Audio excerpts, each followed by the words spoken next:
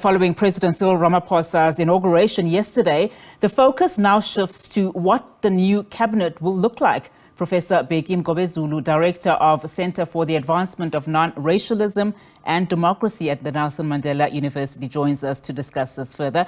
Prof, a very good afternoon to you and thank you so much for your time. How complex would you say it is, it's going to be for the establishment and the appointment of the cabinet under the government of national unity, just given the diversity of the political party members and, of course, the highly contended key positions of cabinet? Good afternoon, Sisunat, and good afternoon to your viewers. Yes, indeed, President Ramaphosa has his work cut out for him in this government of national unity for many reasons. One, since his swearing in yesterday, technically means that he is now in charge of all the ministries that were there in the old administration, that is the 6th administration. And now the focus is on him to then immediately appoint a cabinet that is going to run the 7th administration. Unfortunately for him, one, the ANC did not win the election with an outright majority, which means it is now forced to work with other political parties. This happens at the time when there were calls for this cabinet to be trimmed down. Then the question will be, how does it trim down a cabinet at the time when it's supposed to satisfy other partners in this government of national unity? So it means the balancing act will definitely test his leadership prowess. If on the one hand he wants to satisfy the tripartite alliance, then it means that a number of members of the tripartite alliance will have to be appointed into ministerial positions or deputy ministerial positions. But then on the other hand, the other members of this government of national unity will be expecting something from these appointments. You recall, for instance, that the Patriotic Alliance did not mince its words. It said that it wants the Department of Home Affairs. Will this be given to them? We'll just wait and see. And not so long ago, you had other political parties also making their own demands, and the president will have to act and act swiftly.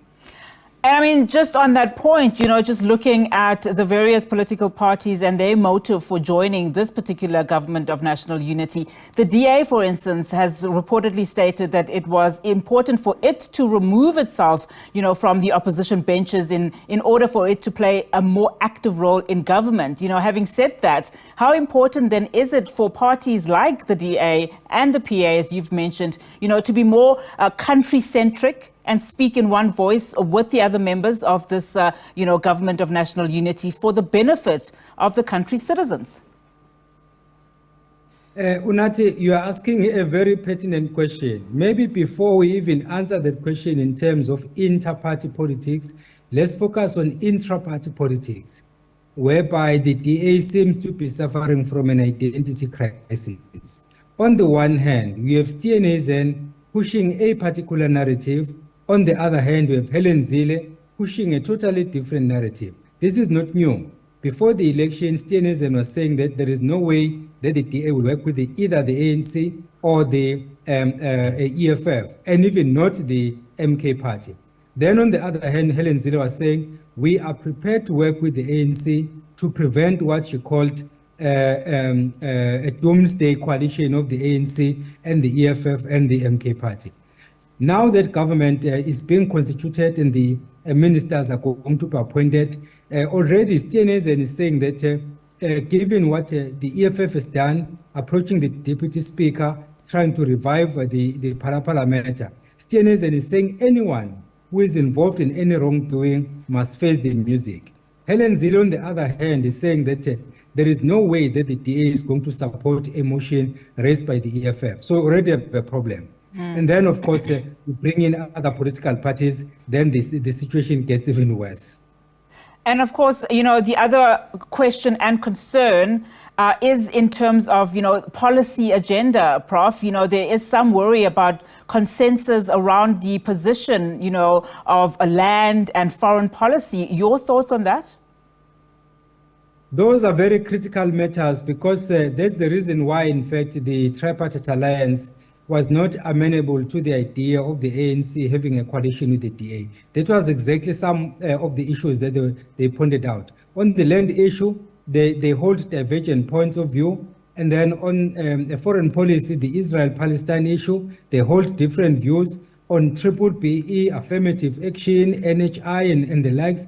In other words, both in domestic and foreign policies, you find that the ANC and the DA are reading from different scripts. Therefore, it means it will be difficult. Unfortunately, clause 17 of the statement of intent is holding the ANC hostage, in the sense that it states that there is no decision that the ANC can take or that the president can take without consultation with other government of national unity partners, which means even though the president has powers enshrined in Section 84 of the Constitution, but he cannot summarily take decisions without consulting the other partners, including the DA. How we'll manage that, we'll wait and see.